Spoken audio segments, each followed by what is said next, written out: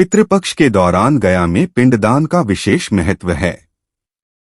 इस स्थान पर पिंडदान व तर्पण करने से पितरों को मोक्ष की प्राप्ति होती है, इसलिए इस स्थान को मोक्ष स्थल भी कहा जाता है। यहाँ ब्रह्मा, विष्णु और महेश के अलावा सभी देवी देवता यहाँ विराजमान हैं। आइए जानते हैं गया में पिंडदान क्यों दिया जाता है और इस तीर्थ स्थल का क्या महत्व है। वैसे तो पिंडदान, तर्पण और श्राद्ध कर्म के लिए भारत में कई जगहें हैं, लेकिन फल्गु नदी के तट पर स्थित गया शहर का अपना विशेष महत्व है। धार्मिक मान्यताओं के अनुसार सर्वपितृ अमावस्या के दिन गया में पिंडदान करने से 108 कुल और 7 पीढ़ियों का उद्धार हो जाता है और पितरों की आत्मा को शांति मिलती है। साथ ही पितरों को मोक्ष की प्राप्ति होती है, इसलिए इस स्थान को मोक्ष स्थली कहा जाता है।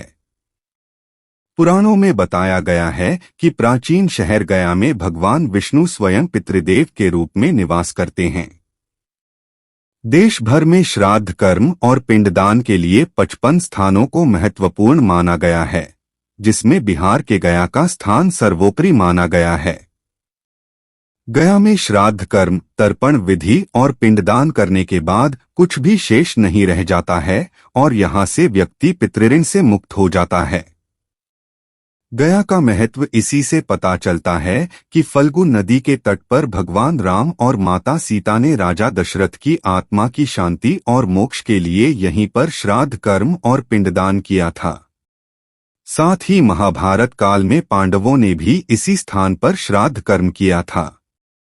पुराणों में मिलता है इस तीर्थ का जिक्र। वायु पुराण, गरुड़ पुराण और विष्णु पुराण में भी गया शहर का महत्व बताया गया है।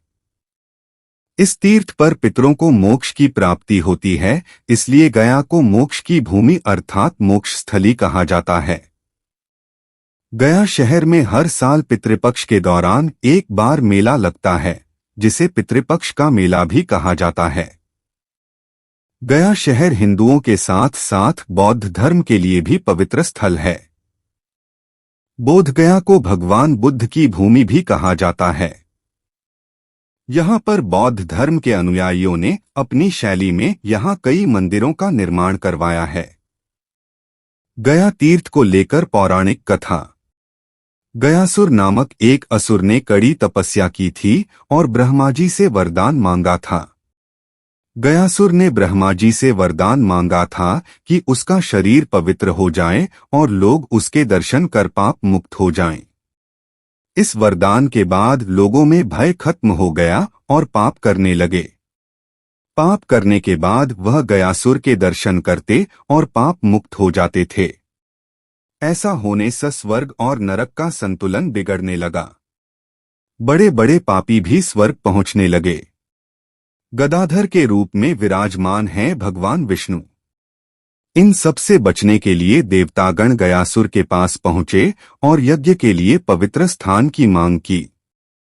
गयासुर ने अपना शरीर ही देवताओं को यज्ञ के लिए दे दिया और कहा कि आप मेरे ऊपर ही यज्ञ करें। जब गयासुर लेटा तो उसका शरीर 5 कोस में फैल गया और यही 5 कोस आगे चलकर गया बन गया। गयासुर के पुण्य प्रभाव से वह स्थान तीर्थ के रूप में जाना गया। गया में पहले विविध नामों से 360 वेदियां थी, लेकिन अब केवल 48 ही शेष बची हैं। गया में भगवान विष्णु गदाधर के रूप में विराजमान हैं। गयासुर के विशुद्ध शरीर में ब्रह्मा, जनार्दन, शिव तथा प्रपितामह निवास करते हैं। इसलिए पिंडदान व श्राद्ध कर्म के लिए इस स्थान को उत्तम माना गया है।